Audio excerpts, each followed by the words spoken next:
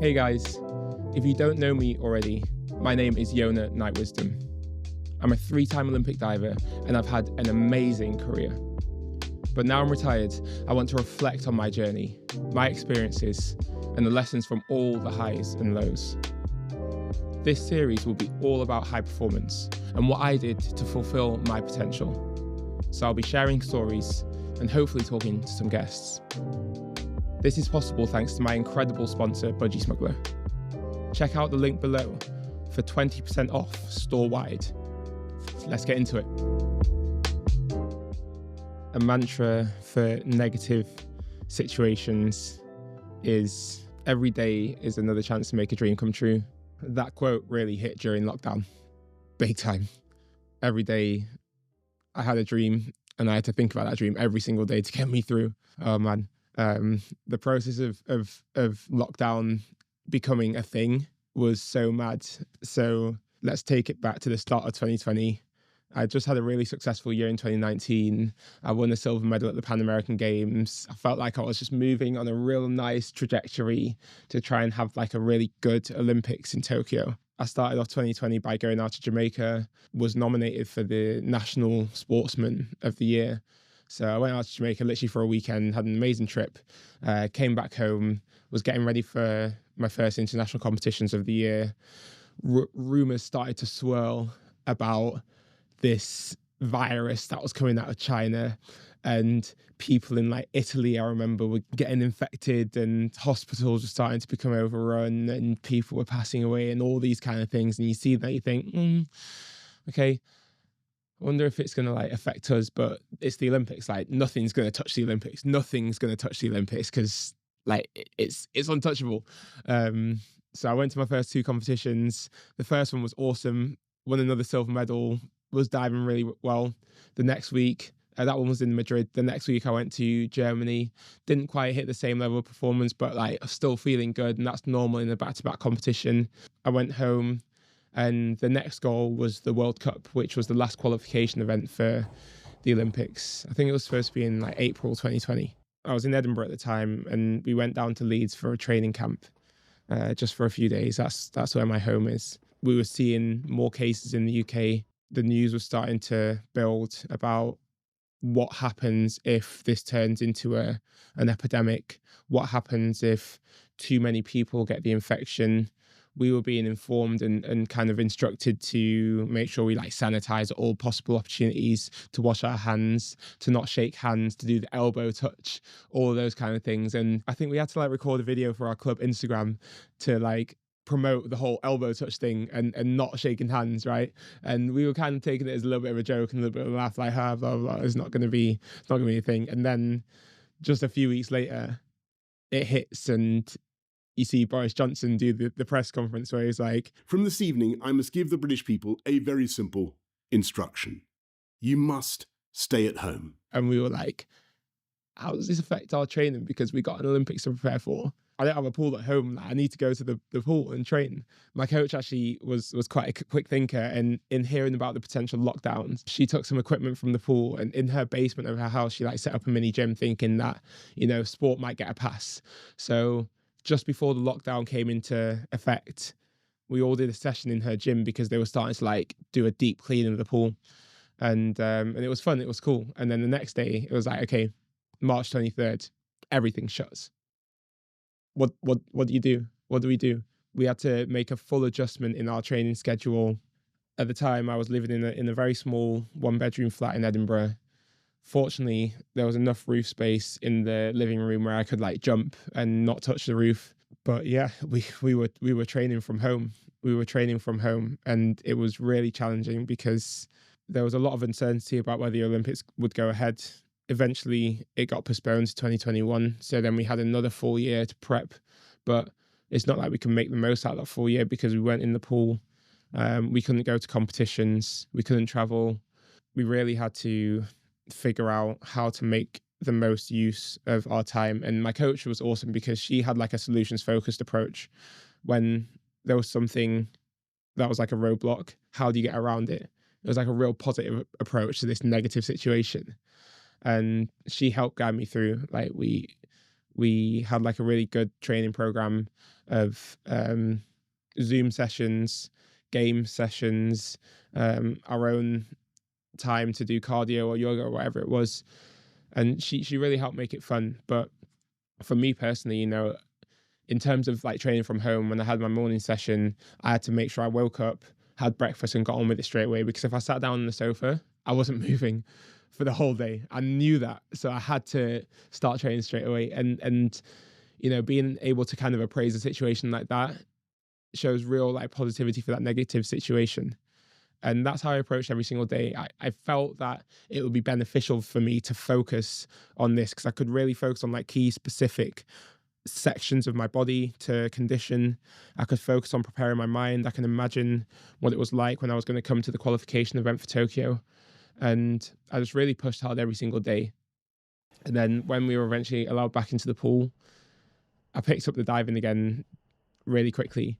But I can genuinely say I came out of lockdown as a better athlete than when I went in, physically and mentally. That's because of my positive approach every single day. It would have been very easy to be locked down and be like, oh, this is terrible, really negative, resorting to comfort food or alcohol to make it more entertaining. But I found different ways to make it fun, and I came out feeling great.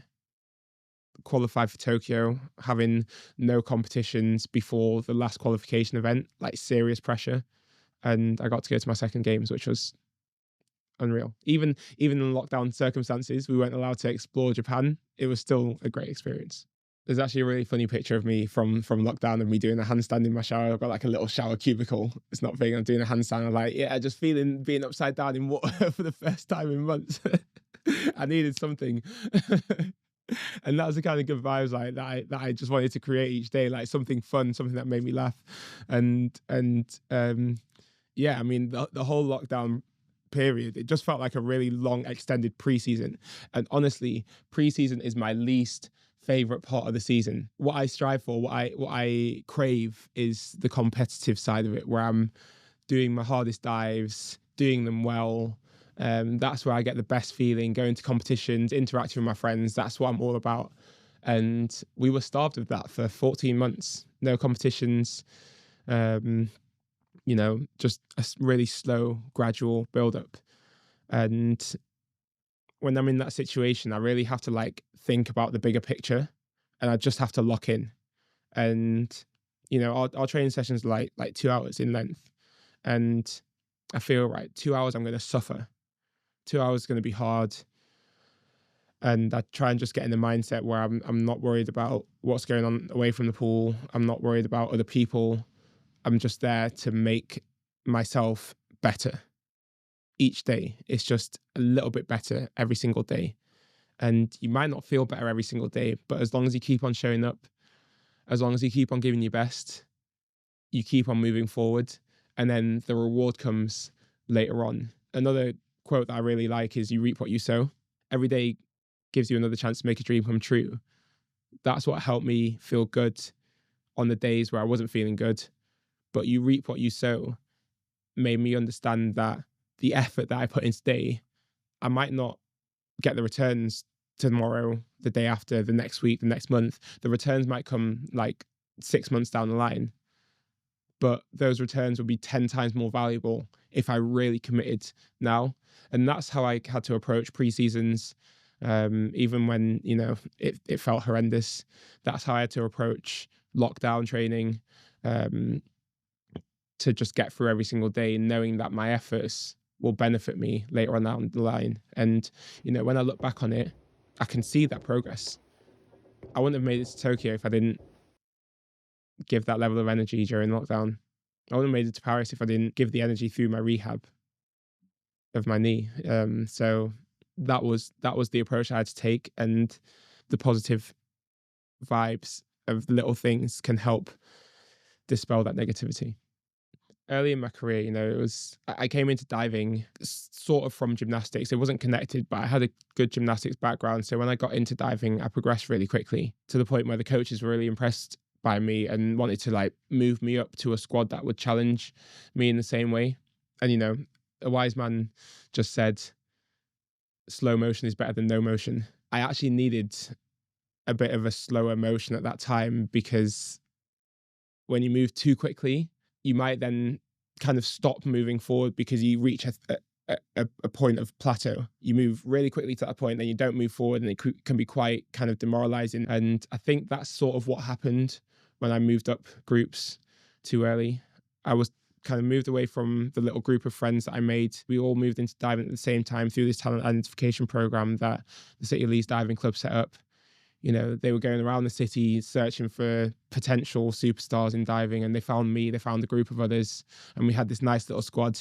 And then because I was seemingly progressing quicker, I was moved out and then just wasn't quite enjoying my diving in the same way. So I got moved back down. And sometimes when you regress, it feels not good. It feels demotivating potentially because you've not taken the step forward, but sometimes you have to move back to then find a different route to go forward.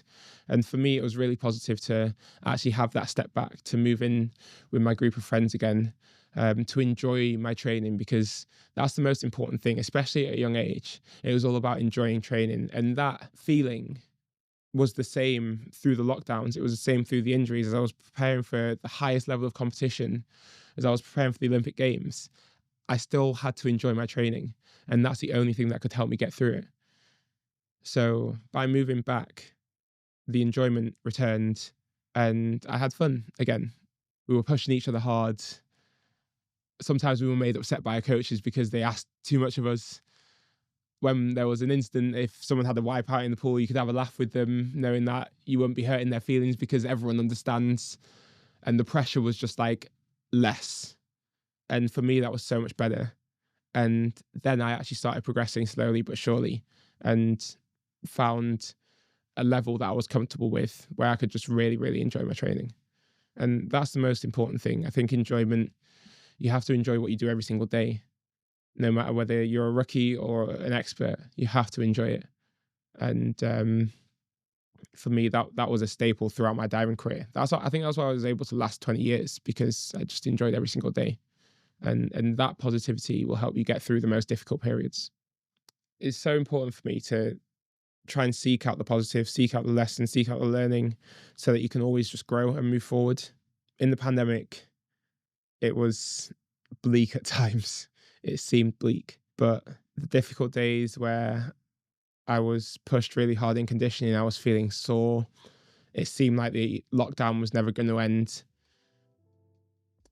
Each day I just had to find something that I was grateful for, find something that was exciting, find something that was fun, and really lean on that, because that gave me energy to approach the next day with confidence. Even if I knew that it was a day that was going to be really hard, or if I was dreading it for whatever reason, I knew that there was always going to be like a positive outcome in some way, shape or form. Even if I didn't quite achieve my goals of that day, there was something that allowed me to progress and move forward.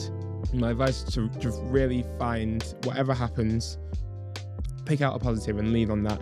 Appreciate it, enjoy it, even if it's just for a second, because that helps you move forward into the next day, and slowly but surely you'll grow, and then the world's your oyster.